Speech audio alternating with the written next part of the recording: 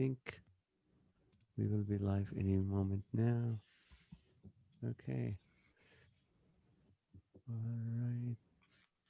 Meeting is now streaming live on Facebook. That's what it's telling me. We are live. We are live. Hello, hello, hello, and welcome to another episode of the Laughter for All podcast. I am Comedian Nazareth. Thank you so much for listening, for watching, for joining us. And we are show number 65. That means we are over a year now. And thank you guys so much for being loyal and down over 1,000 downloads and all that. But today I'm excited because I have a friend who's a comedian. And when I say friend, I feel guilty because we don't spend time together, but you know, this guy is amazing. He is hilarious. He is funny. He's one of the funniest people coming up in the business. I mean, I say coming up. He's been doing it for probably 20 years. But let me introduce him officially.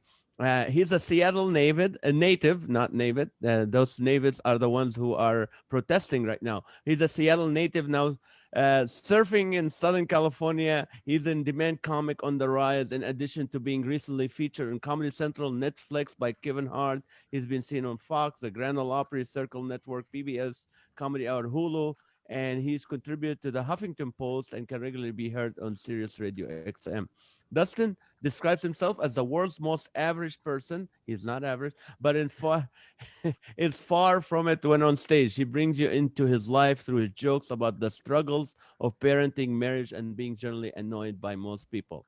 Yeah. So, Dustin, welcome, welcome. Thank you for taking the time. Thank you, Naz, for having me. That makes me sound like a big deal, but in case anybody is actually thinks that, know that I wrote that bio. So Oh,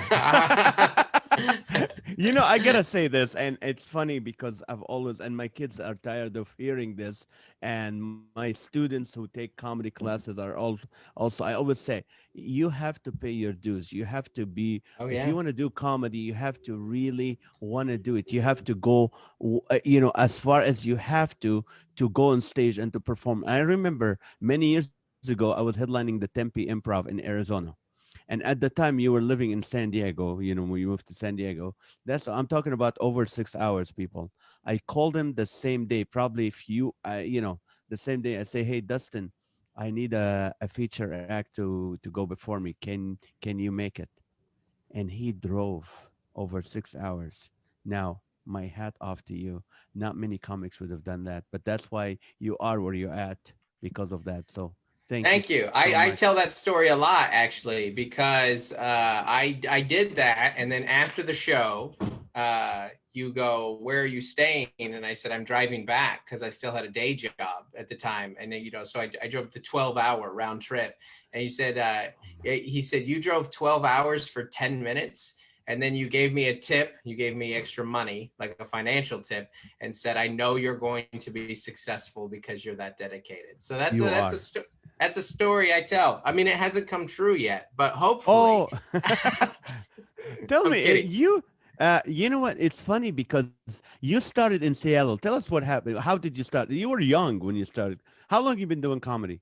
Actually, I was a little bit older. So my life started in Seattle. I'm from Seattle, but I started comedy where I'm at now in San Diego. I was 27 when I started, and I was married with 2 kids. So I kind of had like a whole life before comedy. I was a late bloomer.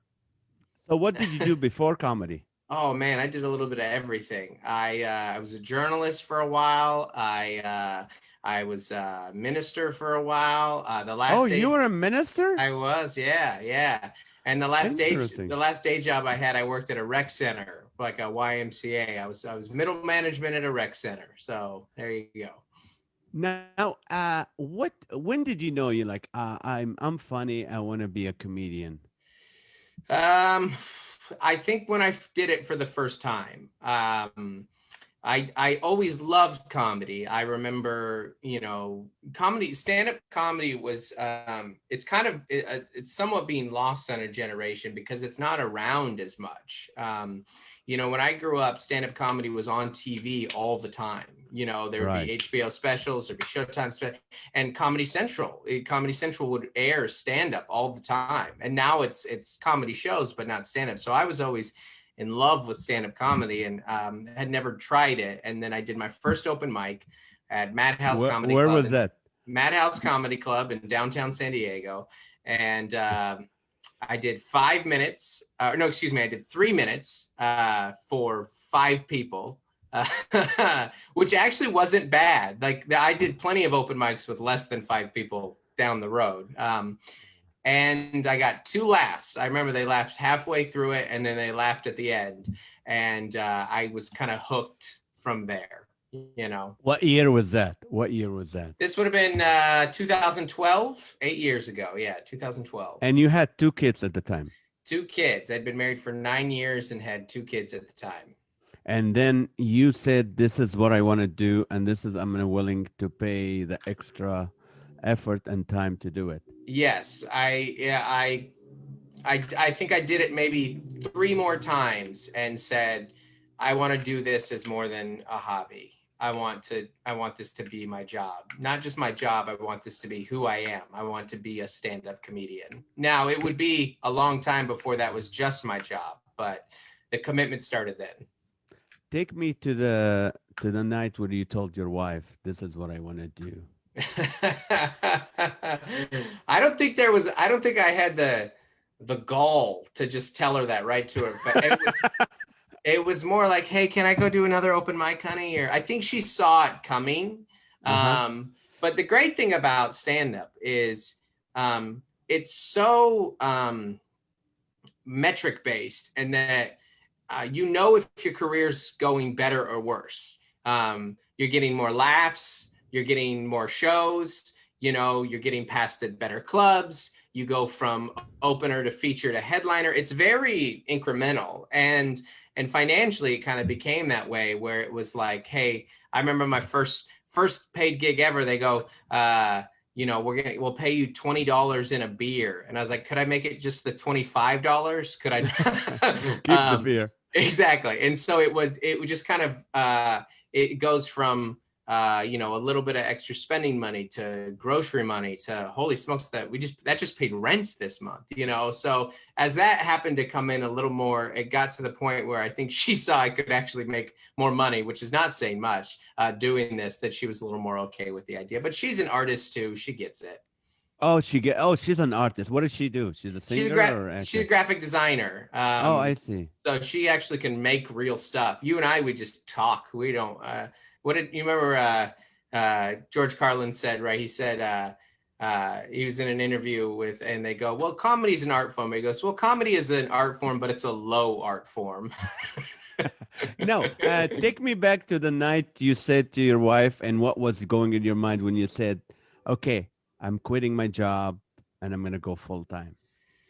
Yeah, it was definitely, what it was I got, I'm indebted to Tim Hawkins in a lot of ways. Right.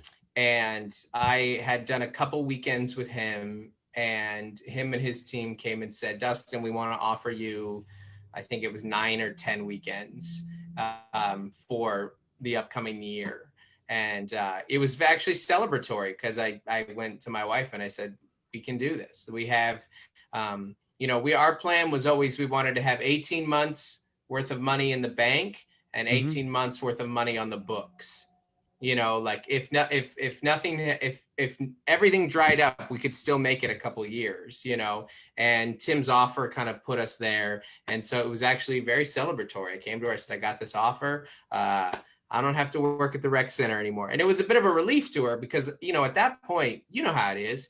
When you quit your day job, you're usually at a point where you're working like a full-time comic. Yeah, I was working 2 full-time jobs at that point. I would leave work most of the time. I would open at the rec center on Fridays or Thursdays. So I'd get there at 5 a.m.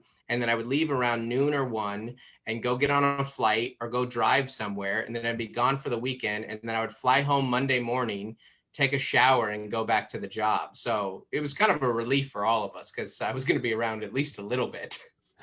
That's funny because that's my story too, and I think that's why you are. I'm just saying. You know what? It's hard sometimes when you talk to comics who have day jobs and say, "Hey, I've been at it, but I've never." And you know why? They did not do that sacrifice that you're doing, and your wife and your kids are doing that. How old are your Yeah. kids now?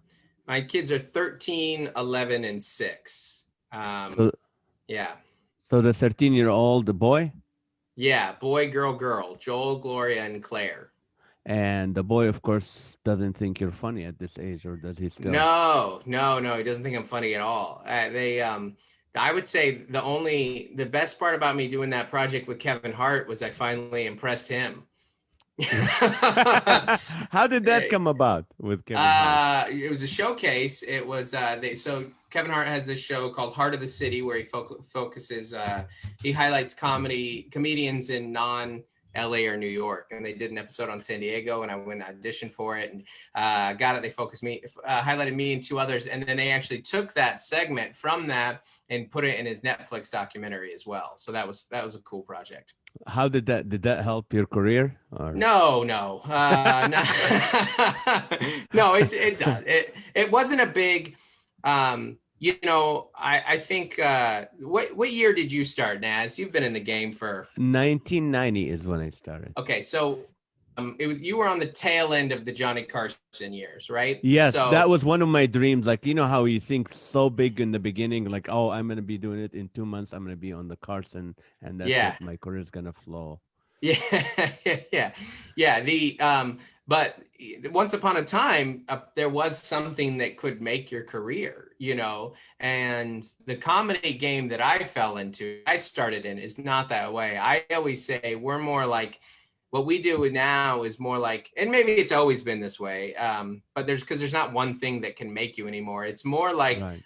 Andy in Shawshank Redemption, where he just comes and each night he just chips away. And that's what I feel like I'm doing. I go up, I did 2 sets tonight. I wrote a few new jokes. I worked, and I put out a couple social media things. I'm just chipping away. And even you'll see get something real big. And, sometimes getting big early in your career can actually be a curse because you weren't ready for it. It does. It does. It does. I'm sure you've seen that. Yeah. Yes, and you're right because what do you call it? I always do that. I was like, every day. I said, if I can write every day, and if I can make couple calls, that was before the pandemic. If I can make couple calls, if I can do something marketing wise, then you know what? I don't have to worry about that I didn't do anything productive today. So to me that was it. But I love this. There's so much similarity in what you're doing now. When you started doing comedy, did you talk about a lot about parenting and being a dad, and you started parenting when you were 20 something, but Yeah. what is your theme? What do you do, like when people watch you? What do they go home with? I'm always trying to make a connection. I'm trying to come up with I want people I want people to feel seen. I want their to feel related to. And because there's when somebody tells you a joke and it's just a great joke, you laugh at it. But then there's like a deeper level of when you really connect with something, whether it's an idea or it's an experience that you've had. Like I have a joke that I do about not being able to sleep very well. And I can always feel the people in the audience who also are bad sleepers, just feel connecting with it. And so I try and pull from everyday stuff. I talk a lot about I would say that the main theme is relationships with kids, your spouse, your friends, your neighbor, relationship with the guy at the customer service desk, relationship with whoever it may be. Relationships and human connections are what I'm trying to tap into. That's awesome. So how often do you write? How often do you write your comedy? I write every day. I it's not a sit down for me. As an idea comes out, there's so many different platforms now where I go, okay, well, maybe I'll try and tweet that joke or see if that resonates with people, or maybe I'll put that on Instagram, or maybe I'll make a video out of that. But I'm definitely creating content every day. And then the real prized ones where I was like, no, this is great. To me, I'm like, that's for the stage and nothing else. That's right. I don't want to waste that somewhere else. That belongs on the stage in front of real people, Now, you through the pandemic, I know I'm going to ask you what you were doing, and then I want to get to the overwhelmed project that you Great. did. But so the pandemic started in March. How many shows were canceled for you? Oh man, for my own health's sake, I stopped counting. That, and I stopped counting money. At first I was like, oh, we're losing this amount. And then I was like, I'm going to get rid of this tally. This isn't helping me. I would say, on average, I would do, it's an easy number to calculate because I count my sets, I guess. On average, I would do about 3 to 325 sets a year. Shows, and that's going to be about 125 this year. So, 2/3 of my calendar. Wait, let me say this again. You do 325 shows a year? Yes. Okay. Yeah. And still, what does your kids say about that? Well, that's the whole year. That is, but a lot of that's multiple a night. A lot of that's in town. A lot of that's like in San Diego or in LA, where I'll go do 2, 3, sometimes 4 in one night. Right, so it's not 325 dates a year. Right. I know. That would be the end of me, and the end of my marriage, for that matter. If you're married, right? Yeah. So I mostly, but when I'm out, I just go hard. I'm like, if I leave the house, I'm like, I'm not leaving the house for one set. The kids are down. I'm already out.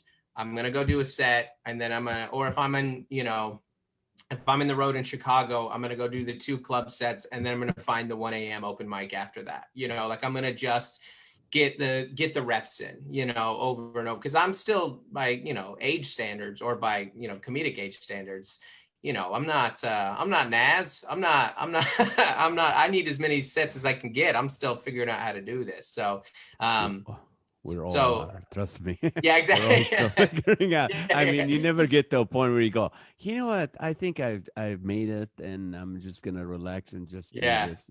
Does it get Does it get easier ever? Like, is it easier to write new stuff? Like, because you have an idea of what works or not, or?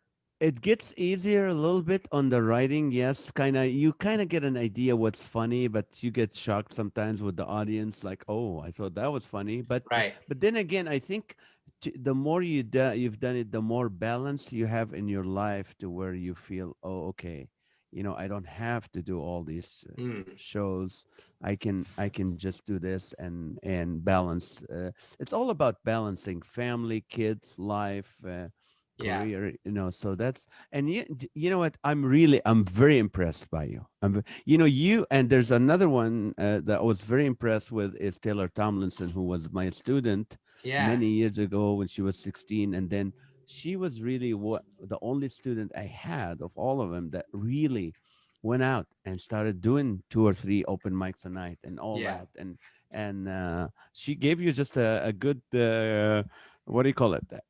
A good shout. Yeah, Taylor's still one of my best friends. You know how it is, and I'm sure you have these contacts all these years later. Who you start with, you get real close to them, and Taylor and I just did every show under the sun for years, and I talked to her. She's 27 now, and she's like, I feel like we've gotten closer as I've gotten older. I was like, well, yeah, it wasn't really appropriate for me to have a friendship with you when you were 19. Like, grown men don't have a lot of close friendships with 19-year-old girls that go well. But now that she's an adult, so I open for her a lot. Her and I text almost every day. She's one of my, and you're right. She just, when you're that talented and you work that hard, then the sky's the limit. I've always said that I'm not talented enough to not work hard. Yeah, you are, but you have to work hard. There's no shortcut. So when you have someone that's both, where they're just this phenom, and you've got that work ethic, then you're like, yeah, there you go. The world is yours. I'm just going to enjoy the ride. So, how do you deal with rejection? I mean, we are in a career that there's a lot of rejection as far Yeah. as, maybe getting the gig and then canceled, or, you apply for it and then boom, it just dropped. How do you handle that? And I want you to take your time because you're not only speaking to comedians, you're speaking to people, single people who, thought they're going to go on that date and it didn't, someone who applied for this new job and they didn't. How do you deal with rejection, Dustin? Yeah. Yeah. Um, it is a very, very important part of our career and of our life. It is a very, people say like, oh, I think we deal with rejection on a more visceral level than most humans, and that it's not just about shows and opportunities. It's every time they don't laugh at a joke. That's a form of rejection. You are Right. not funny to me right now. Ooh, that's ooh, that one stings a lot. Um, a couple thoughts on that. One, I starting a couple years ago, I stopped making goals like, hey, I want to be on the Tonight Show, or hey, I want to get passed at this club, or hey, I want to open for this person, because I stopped making any goal that somebody else got to decide. If Mm, I'm on the Tonight Show, that's not up to me. That's up to the booker of the Tonight Show. That's why my goals should have nothing to do with another person. And so that helped me kind of deal with the rejection, because the rejection hurt when it was something I was like, oh, well, I have to do this, or oh, I want to do this so bad. When my goals became much more oriented on my work ethic, my efforts, and just trying to be as funny as I can, and to control the things that I can control. And that being said, it's always easier to say this in hindsight, but the rejections really do guide your life and career as sure. much, if not more so, than the acceptances. You think you want something so bad, and then they say no, and then you realize that you were chasing something that wasn't yours anyways. That wasn't that there was something else that was richer and better for you. And everything like that in my career and my life has come about that way, where it's when I stop, when the desperation stops and I just kind of let things happen more organically. It doesn't mean that I'm not driven, but I mean, usually they come out much better in a much healthier way anyways. That's a great answer, and I really think you're right. When maybe it wasn't for you in the first place when you get rejected, but saying that you don't even, I don't know if people, I heard you correctly, but then there's people might misunderstand, like, okay, Dustin will not seek anything because he doesn't want to be rejected. Because, you gotta try, you gotta apply, you gotta Right, call right. the booker, you gotta do Yeah, something. yeah. Definitely not what I put myself out there constantly, and Right. have today, and I will tomorrow. That's we're in the business of that. But when I switch them from like, these are things that I want, and it'd be great if that happened, but I'm not going to be shattered if you say no.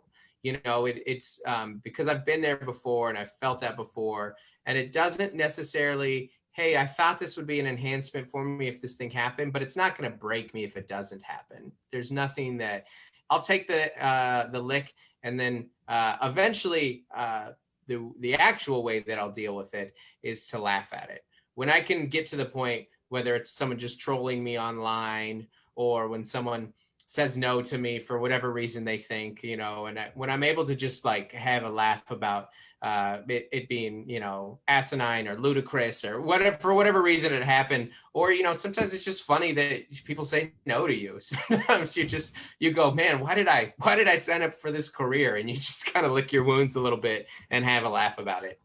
That's true. That's true. You became the opening act for John Crist, I did, and yeah. and then it was great. Busy, busy. He's another hardworking guy. Really hardworking. The first time that I met John, we were immediately kind of connected, because we were doing the we were doing the CCA showcase, right? The Christian Comedy Association showcase. I was there. Yes. Yeah, and so we go into the green room, and the lineup was up on the board. This is my first time being in the showcase, and John comes in and goes, "Hey, can I go up early? I have another set." And I go, "That's the guy." Like that's that. I'm not saying he's better than everybody. I'm saying that's my connection. That's who I resonate with, which is like, hey man, I'm in town. I'm gonna out hustle everybody, you know. And he absolutely is a hard worker. That's awesome. So you guys got busy on the road doing tours. You're expecting certain money, then boom, everything stops, and that's not, that's not what the podcast is about. But what did you feel like? Oh my Lord, I have all these dates, and now nothing is going on. Yeah, it's interesting when stories like that happen. For whatever reason, you see projects stop or touring stop or whatever it may be. A lot of people, they really do just think about the main artist, and they forget about how many other folks are involved. Those are big tours, multiple buses and drivers and merch people. Those are big tours. And I just felt real sad, about all of it. And, you're sad that it affects everybody involved in that situation. You just, I feel like COVID is very similar. I feel like there's a lack of mourning a lot of the time. And that everyone's just kind of racing for their hot take, and not enough people are just being sad about the situation. And, that was certainly how, me and my wife felt in the moment. Okay, let's cry over those 20-some days. And then COVID hits after that, huh? Yeah, that's an interesting thing. Those dates weren't going to happen either way, which is a really kind of interesting way to look at it, but so actually what happened was we lost that and rebuilt the calendar, and then that got canceled. So I got my 2020 canceled twice. Hey, you're special, huh? I feel like Job at this point, Has your 13-year-old or your daughter ever said, "Dad, you missed my birthday. You weren't there for me. You were doing your comedy"? No, but that's a good impersonation of them.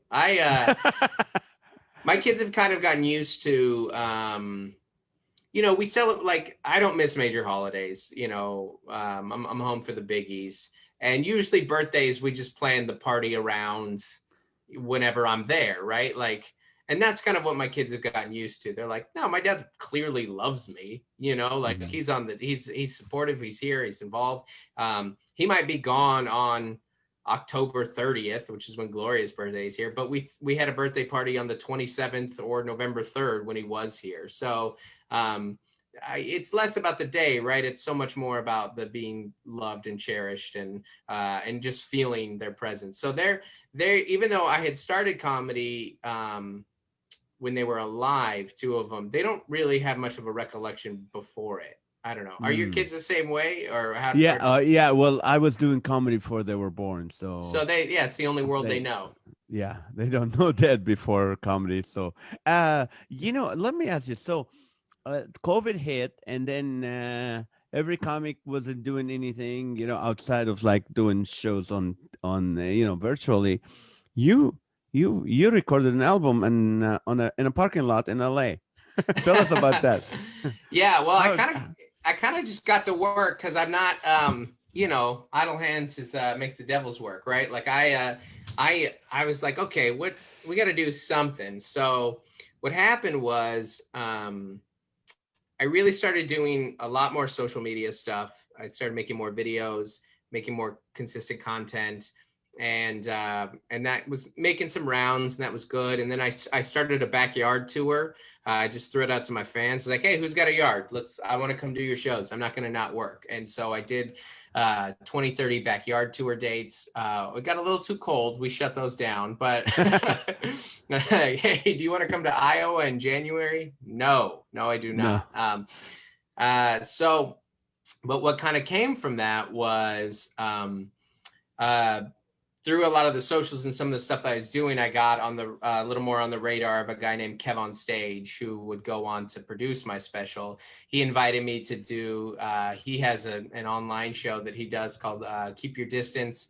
I went there. The production company was there. They kind of saw my set and said like, hey, we really like you. What, are you interested in any projects? And I said, well, at the beginning of the year, I was talking about filming a comedy special. I was going to be headlining a place that's your old stomping grounds, the Hollywood Improv. I was going to be headlining the Hollywood Improv, and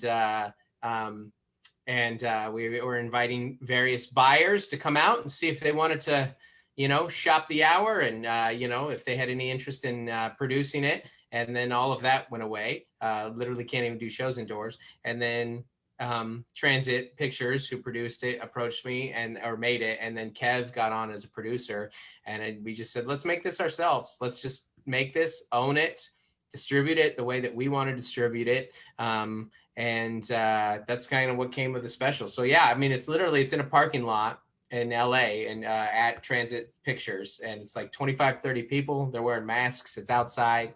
It's fun. It's a good time. That it was funny, and I know people can buy it or rent it on what do you call it? On Amazon Prime. Yeah. Amazon Prime and others.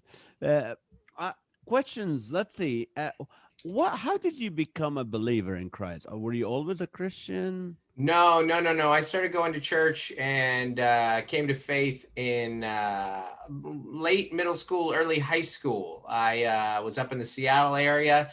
A friend of mine skated. We were both skaters, and he invited me to a skateboard rally at the church. And a guy jumped through a ring of fire and on a skateboard and said he believed in Jesus. And I said, I want to believe in Jesus too. And that's how I got in. That was my initiation. Someone going through the lake of fire, and he told you he was a Christian. That's it was a little bit Jesus, a little bit Johnny Cash. I was in for all of it. So that was when I started regularly going to church, and I just kind of stuck around, And you became a minister, you said, for a while? Yeah. I was in ministry for 5-7 years, something like that, for a while. It was kind of, how it is. You just, those early years, you're just kind of figuring out who you are, what you want to do. And I knew I got into ministry for the same reason I got into comedy, is I had something to say. I felt like I had, I don't want to say a message, but I had, that was my role in the world, was to be a communicator. And so that was the same reason that I was in journalism for a while, and I ran like a comedy blog for a while, and I was in ministry for a while. I had something to say. I wanted to, I had takes. I wanted to kind of be in that area. And then once I started stand-up, I was like, no, this is what I was looking for. This particular medium, just like this, not behind a pulpit. And with the, so what I try and do is I want to talk about what's happening in the world, but I want to take the edge off. I want to help people talk about serious issues, but to do so in a way that's actually unifying, and that we can laugh at it and we can see how ridiculous it is. That was kind of the shift outside of ministry. So how do you deal with political correctness and people complain? Lay it on us. Well, it is funny because none of us can fully avoid it, because you and I are both clean comics, and we take flack for it sometimes. It really, I try and take it all with a grain of salt. There are sometimes where somebody will say something to me and I'll go, ooh, you might be right here. This could be on me, because that's what we do. We try things. My heart wasn't in the wrong place here, but I overstepped. Or I remember I did a joke about like once about like, I love my son, but I also twice a day think about putting him up for adoption. And it was about, that joke is about the hardships of parenting, and I got like a probably 100 comments and DMs of folks who had been adopted and were saying like, hey man, I know you're just trying to be funny, but know that, there's this myth of being put up for adopt. And I looked at it and I was like, okay, I'm not trying to bring down adoptees, like this isn't my, and so sometimes, but then I would put that at 1% of the time. 99% of the time is people getting offended on other people's behalf. And just, they're just, what you're doing is not for them. I got an email. Oh, can I read you a Oh, text? please, please. Okay. I love So, this. I got to pull it up real quick because, the, so my special came out and I do a joke about seatbelts the joke is, it's a hypocritical law because it says, your safety is so important to us. It's a law that you wear a seatbelt unless you are a child on a school bus, right? Like there's no seatbelts on a school bus. That's right. And the person who gets it is the driver, the one person on the bus that has maxed out on their life potential, right? Like that. So that's not an anti-bus driver joke. That's a joke about the hypocrisies of the seat. Okay, so I get this email. Here we go. I tried sending you a message on Instagram, but I'm not certain it went through. So they're coming at me from two angles. I recently ran across your comedy on Instagram and was looking forward to watching your Amazon special. And then I heard your seatbelt joke because I posted it on social media and my heart dropped. You say that bus drivers have maxed out their life potential when millions of parents entrust their children's lives to bus drivers each day.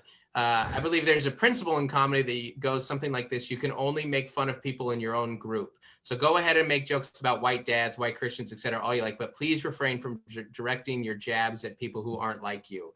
I mean, this is what I'm talking. And you know what I did get though, Naz?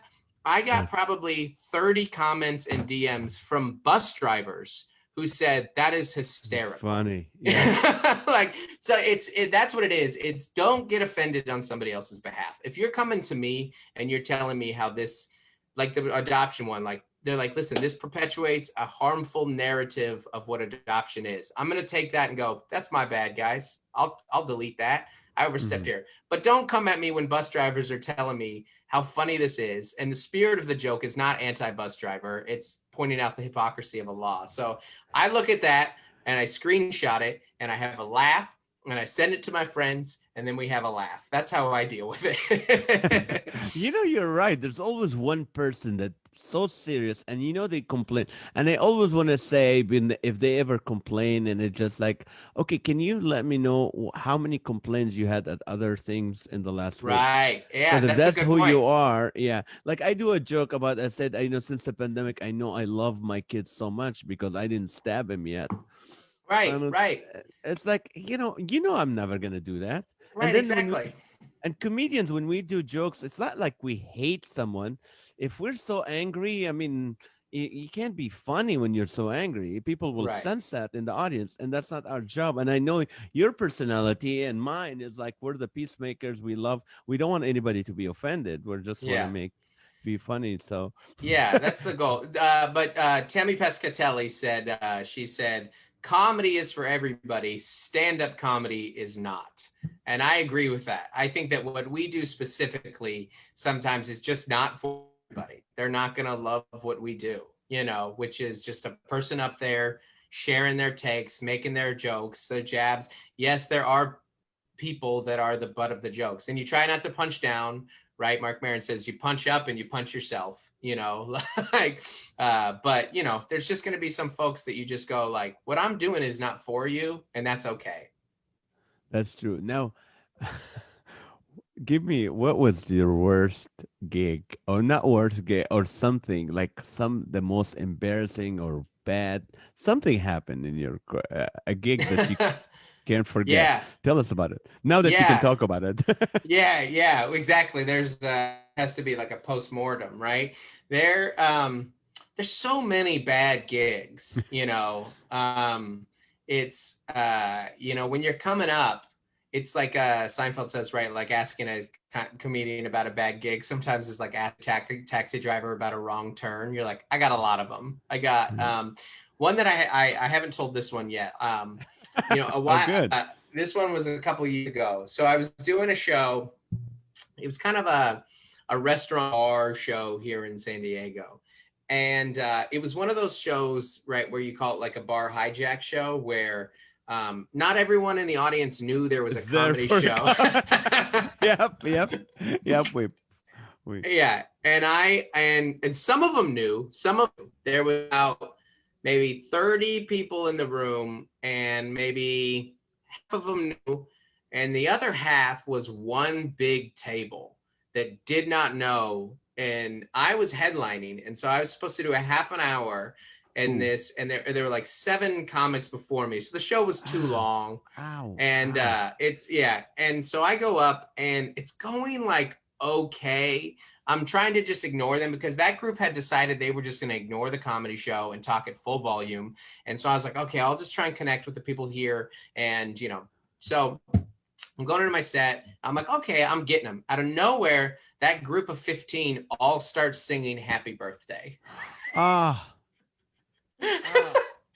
And 15 people singing Happy Birthday is louder than my mic. Like, I can't riff on it. I just have to wait for them to be done, which when you're waiting for Happy Birthday to end, it's a long song when you're on stage. That's right. So we go, I kind of laugh at it. I play it off a little bit. And I'm chipping along. I kind of get them back. And then they do it again. They do it again at like the 17-minute mark. I was like, you guys are just trolling me at this point. Like, are you? And then someone goes like, no, we're not doing it on purpose. We just realized there was an actual birthday, another birthday we had forgot about. So they do it again. They're singing Happy Birthday at this point every 8 minutes during my set is what it feels like. So we're chipping along. We've gotten to the point now where the people who were watching the show are no longer watching the show because they're like, this is not a fun experience for me. And then they do it again. They say third time. And I shut them up. I was like, stop doing this. And everyone gets real tense in the bar. Everyone's like, what is happening right now? And I go, if we're going to do this, let's all do this. And then I collectively lead us all in singing Happy Birthday. That's amazing. That's what I would have done. Yes. And then I put the mic in the stand and I leave. Because I looked at the guy and I was like, I'm supposed to do like 4 more minutes, but don't do this to me. I know. So it ended well, but it was 24 minutes of absolute torture before that, And then they like came and they invited me over, like, come have a drink with us. And I was like, I don't like you guys. I don't like you. Yeah, you ruined my show. Yeah. I'm not happy with how this went. It's one of those shows that everyone was like, oh, that was amazing. It's like, no, I survived that gig is what I did.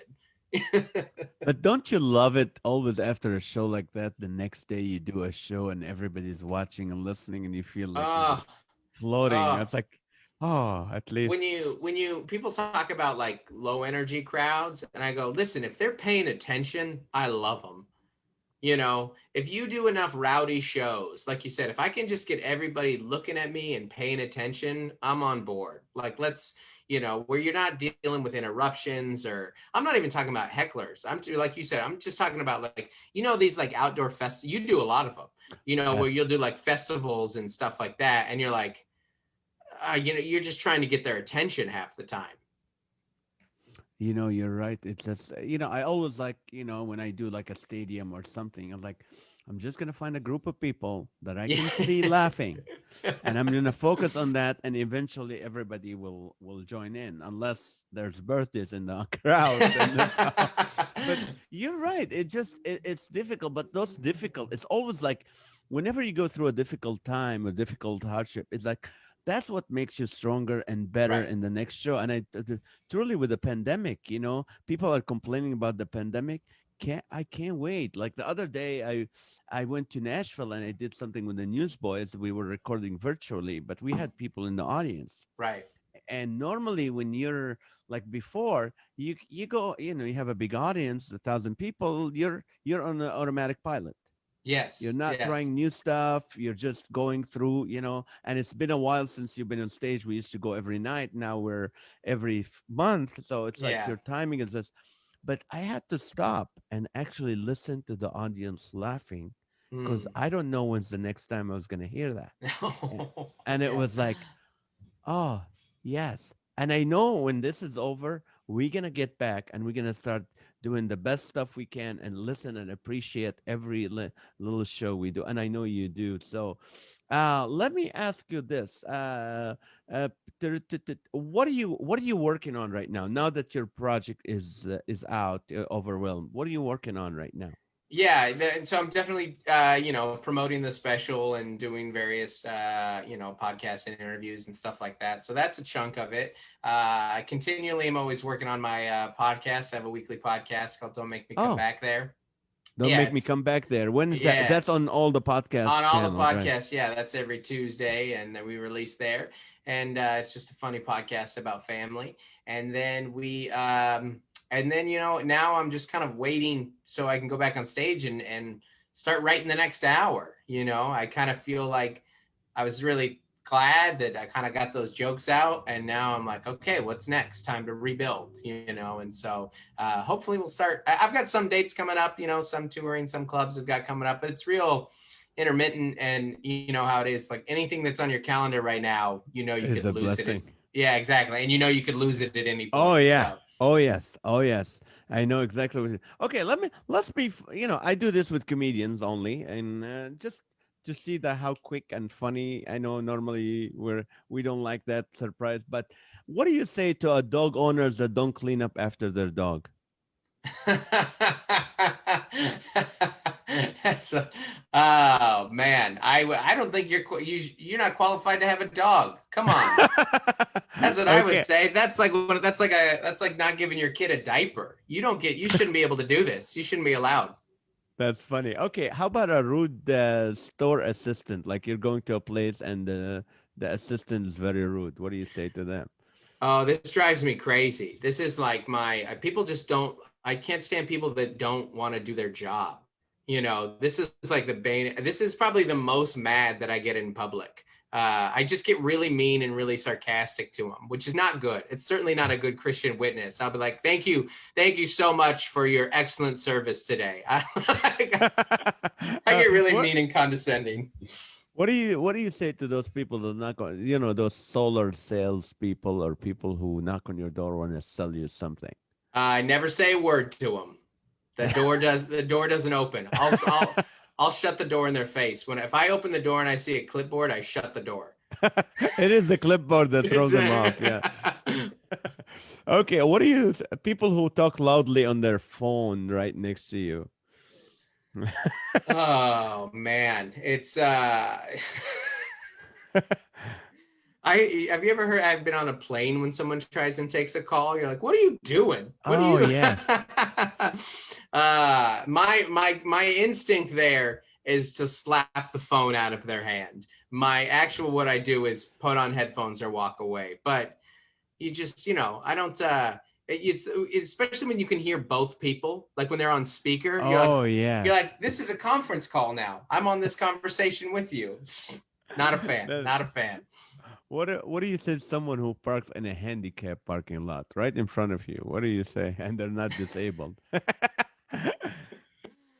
Oh man, is it bad to wish a curse on them? Is that allowed? Is it bad to be like, I hope that you earned that spot now? Like that's like the lowest form of humanity. But or maybe they just, I don't know. Maybe I'll give them the benefit of the doubt and they really had to go to the bathroom or something. I don't know. I don't know. Last question. People with strong BO standing close to you. What do you say to them? Oh, I'll tell them. I'll tell them that they smell. Yeah, I've told strangers that they smell before. Yeah, I'll do it again.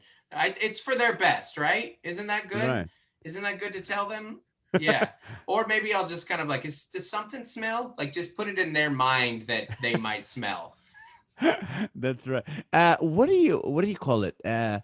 Do you think any of your kids will be comedians? All of them could. They're all funny. The middle child, Gloria, she's the most kind of like me, and like personality wise, and that she has this weird mix that she can be introverted, but she also loves being on stage, which is a weird thing, right? Like I'm not like comedian. Oh, like, oh, I bet, or you like the life of the party. Comedians are very rarely the life of the party. They're more writer type. So I Right. think each of them could. They're all funny enough. I think the middle one could very well go into that or acting or something like that. Being a dad, and you're always in your show, people when they watch, what is the best advice you give to young fathers? I mean, you started at age 20. What advice? Yeah. Oh, not age. You got married at 20, but I I was mean, 19 when I got married. I was 22 when we had our first kid. Yeah. 22. What Yeah. advice? I mean, that's young. That's trying to make a living and raising a child. Yeah. What is your best advice to fathers? I would say don't have kids that young. That's my that's That's my first piece of advice. okay. I think when you think about your memories with your parents, you do remember the things that you do, and you do remember somewhat the things you remember some of the things that you did, and you really remember excuse me, you remember some of the things you did, and you remember a few of the things to say, but what you really remember is how you felt around them.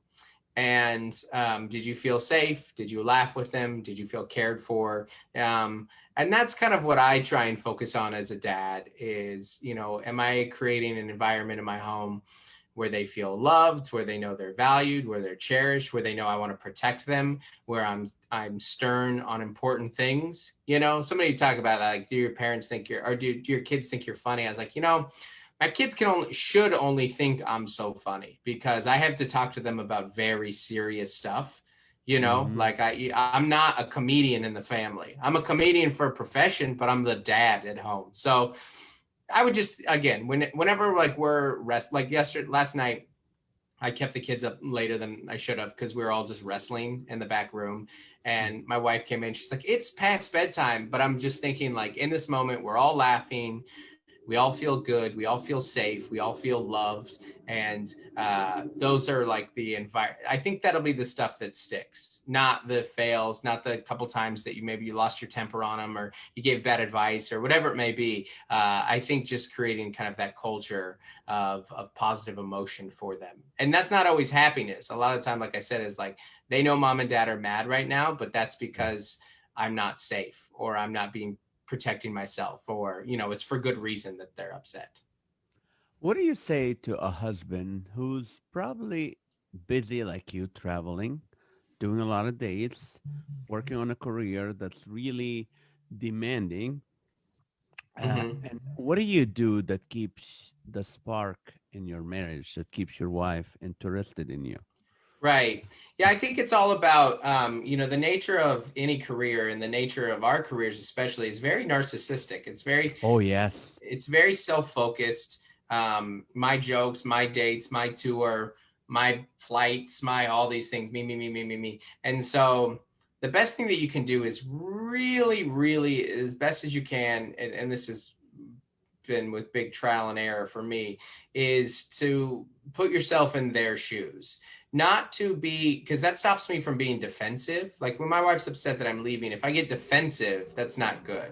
But if Mm, I understand where she's coming from, I tend to say the better thing. I tend to act the better way. I tend to, communicate in a way that is healthier. Like a lot of stuff, like the road is a good example of just knowing, hey, I'm gone. My wife is texting a lot right now.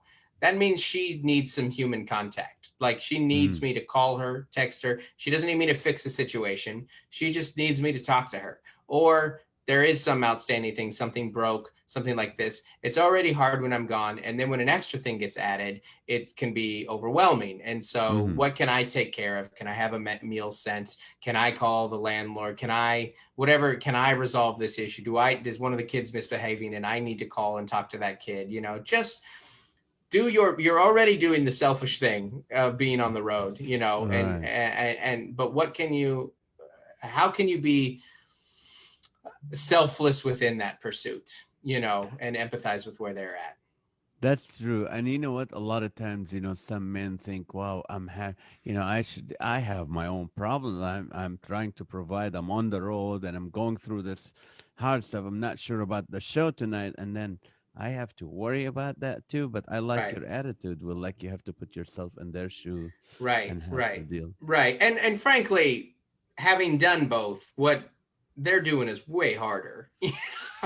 We're like, oh man, I gotta fly and sit in a seat and have someone bring me food and drinks and then gotta go work for 45 minutes. Like what they're doing is a lot harder than what we're doing. It is true. I mean, we changed scenery. We're in a hotel room. Yeah, We get to the gig and everybody like they have someone like catering for you. Hey, wait, if you need anything, I'll get you anything. yeah, You don't have, yeah. and then you come home and like, honey, the trash is not gonna come in by itself. And Yeah, re-entry. Was that your experience? I always thought re-entering the home was much harder than actually me leaving and being gone. it That's gone now. I'm home is hard. that's powerful. That's true because you're coming with like, oh, I'm glad I'm done. Man, you should see how the audience had a standing ovation and I was signing books and DVDs and their line and I love it. And you come home and like, oh, your kid you need to talk to your kid. Yeah, exactly. Yeah. Or you like maybe you overstep on something and they're like, hey, you've been gone for 4 days and we were kind of okay without you, like you kind of have to be real delicate Yeah. sometimes. Yeah. You're like, is this taken care of or do you need me to step in here? So it's a real Remember, I balance. live here. I live here. Remember me? Yeah, exactly. Now, what do you encourage in this last couple minutes? How do you encourage people watching and listening right now? About the pandemic, about losing work, about just all these things that's going on. Yeah. Yeah. It's, if someone's listening to your podcast, I think they're on the right path because I know this is cliche, and especially coming from a comedian, but I really do believe in the power of laughter. Particularly, I think the power of laughing at something. Like Hmm. it is something, whether it's trauma or whether it is hardship, whatever it is in your life, when you get to a point where you're able to laugh at it, you kind of take its power away from you. Hmm. And I think that this is the role of comedians in society, is to get us to laugh at almost everything. Now, some stuff you're not yet, some stuff you're like, not yet. And the pandemic can be a weird one, but I think I don't know any person who hasn't been looking to humor and comedy during this. To me, it's elevated, even though we're unessential workers. It has elevated the importance of comedians in society. Of like, hey, we need someone. Things are so hard. We need to laugh about this, and not necessarily like be distracted.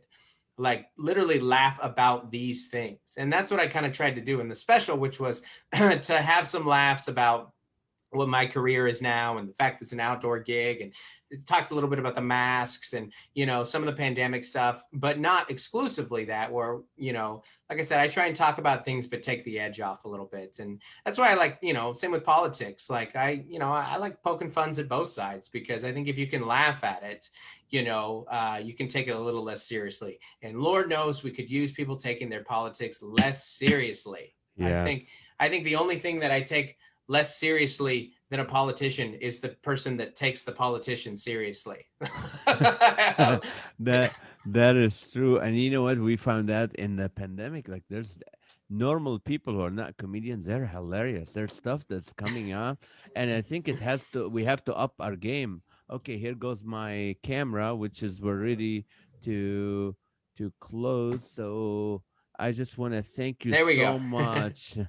Thank you so much, Dustin, for taking the time. I know Oh you're a yeah. busy guy, and I want to encourage the audience. Please do go to Amazon Prime and rent or buy "Overwhelmed" by Dustin Nickerson. And also, if you want to reach him, he's at dustinnickerson.com. Right? Is Correct. that the website? That's So correct. if you want to book, remember, guys, to book comedians, now is the time to do it. Don't wait till like everybody got their vaccine and then the calendars are already full, which they're not right now. And we can negotiate much better now than we You're can gonna get a better rate right now a than you better will in rate 6 right months. now before you get hit April. But thank you so much for taking the time. And I want to remind you guys that every weeknight at 8:30 p.m. Pacific time, here on this Facebook page, Comedian Nazareth, we have our show live with Naz. This is show 190 tonight. So join us and where you can be the comedian. And also, thank you so much, and God bless you guys. Thank you again, Dustin, and hopefully we can work together soon. Yeah, I hope so. Thanks, Naz. Maybe I'll have you drive to New York this time. Love you, man. Thank you so Yeah, much. take God care, bless. buddy. Bye.